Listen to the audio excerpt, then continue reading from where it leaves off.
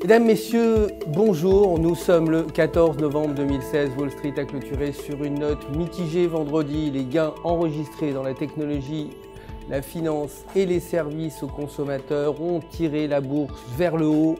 En revanche, les pertes enregistrées dans les secteurs gaziers et pétroliers, de la santé et des matières premières ont eu l'effet inverse et ont tiré la bourse vers le bas. Le Dow Jones s'est apprécié pour sa part de 0,21%, alors que le S&P 500 a reculé de 0,14%. Le Nasdaq a pour sa part progressé de 0,54%. Le cours des actions de Google a également reculé de 1,12%, clôturant à 750,12 $ l'action. Le dollar américain s'est apprécié face à la plupart des devises majeures vendredi. La conjoncture économique a permis de voir que l'indice de confiance des consommateurs avait augmenté ce mois-ci et les investisseurs restent optimistes suite à la victoire de Donald Trump mercredi dernier. Le cours de l'or a chuté, clôturant à 1226 $ l'once, et le cours du pétrole brut a également chuté, terminant la séance à 43,16 $ le baril.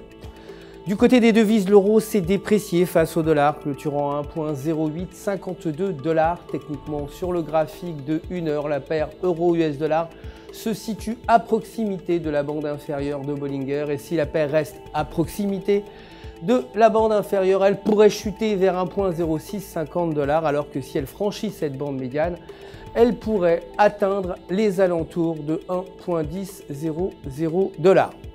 La livre, pour sa part, la livre sterling s'est appréciée face au dollar vendredi. Les juges britanniques ont statué que le gouvernement devrait obtenir l'autorisation du Parlement avant de commencer sa procédure de départ de l'Union européenne.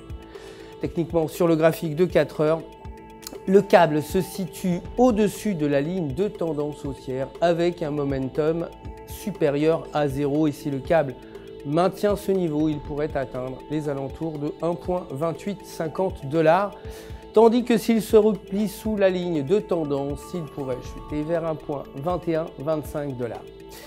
Voilà, c'est tout pour aujourd'hui. Merci de nous avoir suivis. Je vous invite évidemment, bien sûr, à nous rejoindre demain matin pour l'actualité, les nouvelles actualités des marchés du FX. En attendant, pensez à vous connecter sur www.ufx.com pour réaliser toutes les opérations que vous souhaitez et obtenir des réponses à toutes vos questions de la part de votre coach attitré. Tout FX se joint à moi pour vous souhaiter une excellente journée sur les marchés.